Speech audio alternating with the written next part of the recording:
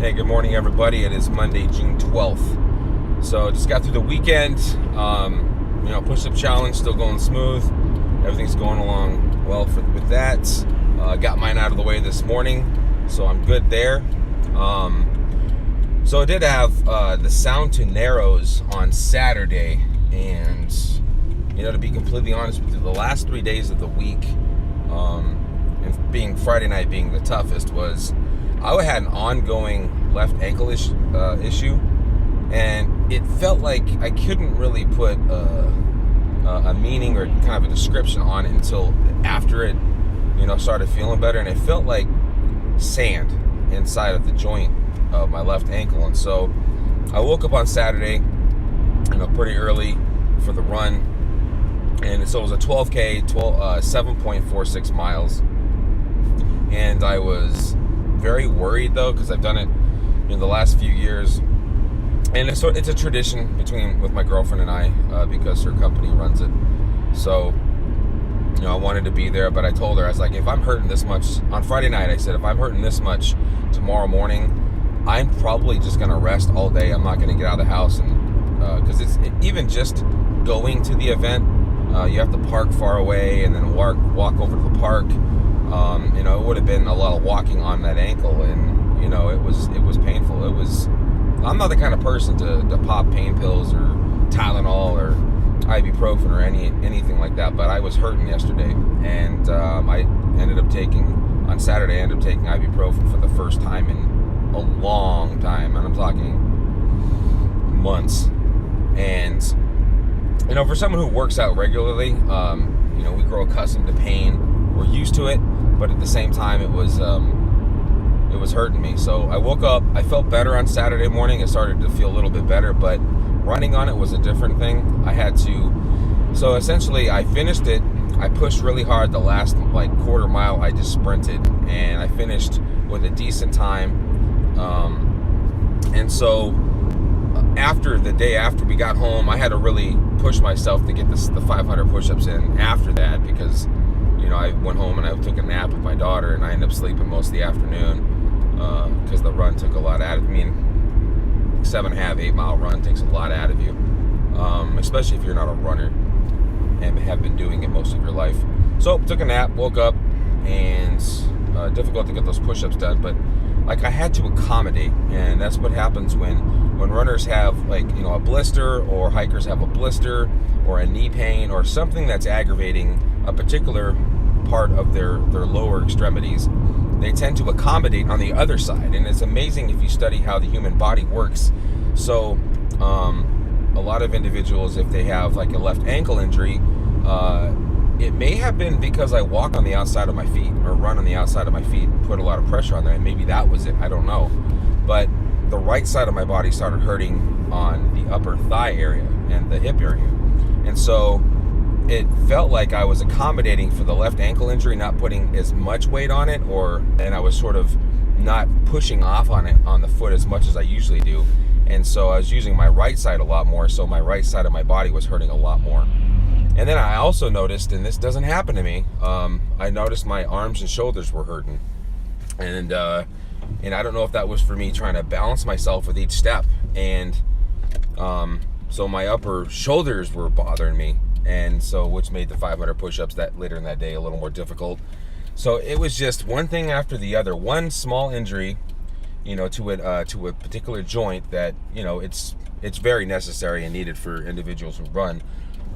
But yeah, the left ankle injury, it led to a lot of things being just left and hurt, in pain, and my thigh,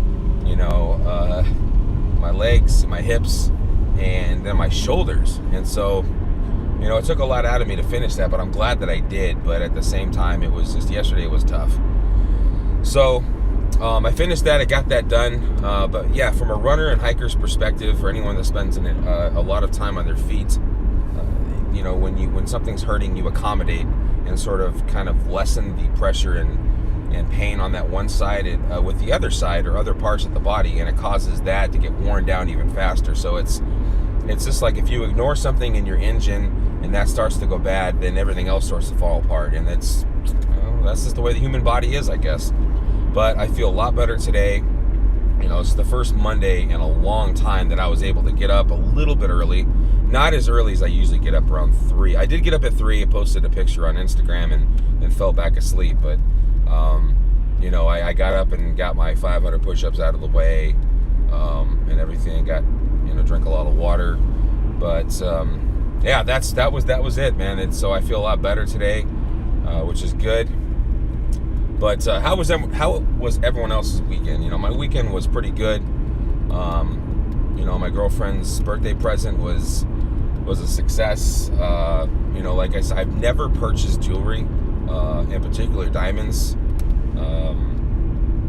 I've just never purchased jewelry. I've gotten diamond earrings for myself back when I was in high school. I used to have my ears pierced, both of them, and then I had cartilage up here, so I had 3 ear piercings when I was in high school. That was that whole white kids with hoop earrings and diamond earrings and all that other stuff. This is pre bling bling era, so I was just sort of I don't know. I was just trying to fit in, I guess, when I was in high school. But yeah, I had my ears pierced. I never really purchased jewelry. I've never been a jewelry person, or anything that goes over body, like watches. I've never been much of a watch guy, but I do have a Garmin Phoenix 3 HR, which is the best amount of money. If you're on the fence about Asunto, I think it's called, a Garmin or a Fitbit or some other fitness tracker, I'm going to be honest with you. I have tried 3 or 4 of them, and what I have come to notice is that if it's just a simple pedometer that you can attach to your boots or shoes, that's fine. You may find yourself with certain days where you take it off and leave it on your pair of shoes, and then you have to get up in a hurry the next morning, and then you leave your pedometer on the other pair of shoes, and then you're walking around that whole day without that pedometer on your foot. Or if it's a Fitbit, then you have to take it off before you get in the shower, because they're not waterproof and they can't sustain much water. So you're going to take it off after the shower every single day. And then I have noticed with I've gone through, I can honestly tell you, I've been through about 6 Fitbits, and it just started off really small. The Zip, I moved up to the Flex, I went up to the Charge, and then I did the major one was the Surge, and then after that I did another Zip, and then another Flex, which I still actually kind of have right here. So I still use Fitbit, but at the same time I went through probably 3 or 4 Charges. Those are the ones with the simple face, and it's covered in see-through plastic on the display, and it has a heart rate monitor on the bottom underneath, and then the rubber, obviously the band, and the rubber band falls apart and just comes off, and that's without getting it wet. It's just from sweat and perspiration and just use and abuse, because if you're doing a lot of physical activity, you're moving in ways that are not really natural to what you've been accustomed to, and so your hands are going to do things. You're going to run into stuff. If you're hiking and being super physically active, things are gonna bang into things. And so I will tell you, the best money that I've ever spent was $600, and that was on my Garmin Phoenix 3 HR. There was a lot of money I put out on this, but I thought at the same time that I use it every day for everything, and it's the app isn't as it's not as like fun to use, I guess, as the Fitbit app, but I still use it to track everything, and it syncs up. It doesn't sync up, so if you have friends that are on Fitbit, it doesn't sync up with your Fitbit, but it does sync up with your if you have Map My Run apps, which are offered by Under Armour. So if you have those ones, they do sync up to those. But other than that, it's its own platform. It's a lot more. It looks a lot more mature than the Fitbit. The Fitbit appeals more to the younger crowd. It makes things a lot more fun, I guess. The Garmin's are just straight up numbers, facts, and graphs.